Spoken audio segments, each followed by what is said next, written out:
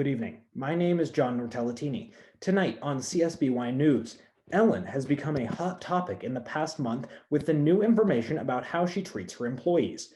This new information about Ellen has sparked new worries concerning the ideas behind cancel culture. The main concern is that cancel culture has now spread to every genre of entertainment. The first is the acting industry, where the main focus is currently aimed at Amber Heard and those like her who have gotten away with abuse. Her abuse towards Johnny Depp was leaked on July 13th by the BBC, where Depp reported that Amber had been physically and verbally abusing him over the span of their entire relationship, even going so far as to sever a part of his finger. Janelle, is that right? Sever a part of his finger? Okay. Sever a part of his finger. The new reports about Amber Heard have caused movie developers such as Warner Brothers and DC Marvel to reconsider her position in major roles, such as Aquaman 2. Acting is not the only genre of entertainment that has struggled with the concepts of cancel culture. The music industry has also taken a massive hit in recent months. The artists who have taken the most backlash are artists Cardi B and Doja Cat. Doja Cat has taken fire for her use of racial and homophobic slurs, but Cardi B seems to be in worse trouble. During her time as a dancer, Cardi B was reported to have put roofies in men's drinks so that she could steal their wallets, and her response to the allegations were weak, stating she, quote, needed to do it to survive. Her statement on the matter highlighted the main concern of cancel culture. Where do we draw the line between the artist as a person and their music? This concern of moral separation of entertainment has affected some groups you might not have thought about. Concerns of cancel culture have also spread to internationally recognized author J.K. Rowling, when she released a statement on Twitter saying that Albus Dumbledore, the main character of one of her books, was actually gay. Her following of the beloved books were understandably confused at first, but accepting to the idea of a gay main character. The main concern started, however, when she released her second statement on Twitter about Hermione not actually being white. Her following was immediately frustrated, replying to her statement with pictures of her own book, where she references Hermione's shimmering white skin. It also seemed as if Rowling was trying to cause trouble with her following, leading to several memes and GIFs on the internet, mocking Rowling with such memes proclaiming that Dobby was actually attracted to Harry Potter, and that Snape sexually identified as an attack helicopter. Rowling's mismatched statements, along with her open statements against the trans and similar communities, formed the second concern of cancel culture.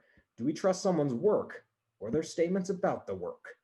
Currently, no moves have been made to actually cancel anyone, but there are worries that everyone in the entertainment industry should be vigilant and careful with their statements and actions. Now over to sports. Next, in sports news, the baseball coach at the local high school claims he was mowing the lawn Thursday night when he was hit by what he believes to be the largest glizzy known to man. He described the hot dog as a real whopper and claims it was bigger than anything he's seen in a long time. Students saw the coach on the baseball field at the time of the sausage slapping. No suspects have been cited in this unprovoked attack. The coach is just one of many victims of unsolicited glizzy hittings across the nation. Police reported more than 420 mysterious glizzy hittings last month, an increase of 68.9% since January. The question remains, who threw the dogs and where did they come from? In a press conference yesterday, the coach stated that he would like to meet whoever threw the glizzy because they needed a pitcher and there was some real mustard on that dog. According to our sports reporter Hogan Mabuns, the glizzy would have needed major heat, given that he was knocked unconscious for nearly a day. Yes. Breaking news. We've just gotten word of another man knocked unconscious by a massive glizzy. Police say the 59-year-old was found unconscious outside Warner Brothers studio downtown. Police say the man was able to catch a glimpse of the glizzy hitter and describe him to the sketch artist. This was the sketch released to CSBY News. If you have any information or tips on the incident, Janelle, you've given me a picture of Bill Cosby. Yes, okay.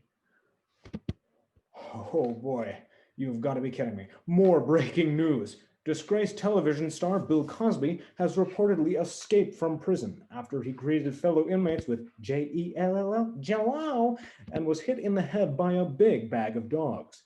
Cosby is said to be on the prowl, I mean loose. Police are warning men, women, and children in the area to stay inside and stay safe. That's all for sports. Now over to Bill for the weather. All right, folks. Well, it started rough this year with over 8,200 fires in California. But thank goodness we found out it was going to be a baby girl, am I right? Well, folks, now that the fires are over and we're now pushing into the winter season, reports from the Farmer's Almanac said we're going to be getting more snow than usual. And that's exactly what we're seeing. In fact, there is a cold front pushing into Utah as we speak. There's going to be a lot of precipitation. I am talking a whole lot of precipitation. It's going to clip parts of Idaho and then go into Wyoming and Colorado. In Salt Lake City, we should be expecting around 32 to 64 inches of snow.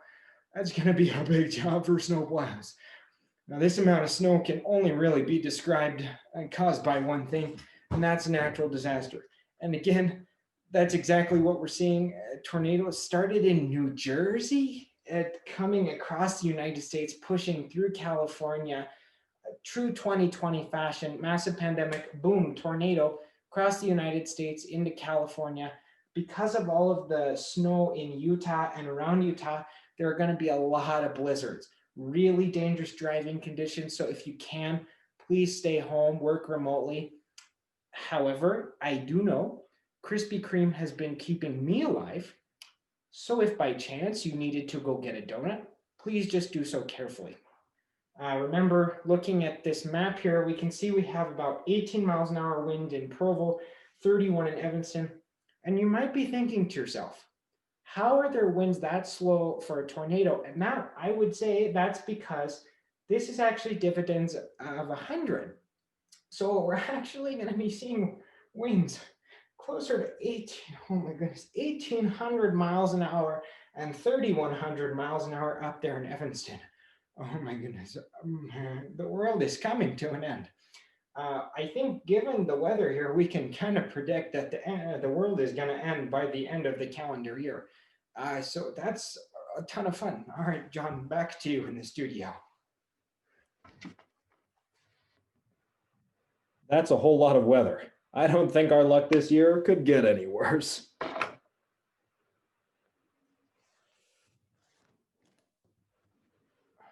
From CSBY News, I'm John Nortellatini, and we're going to need a whole lot of donuts to get through all that. Thank you.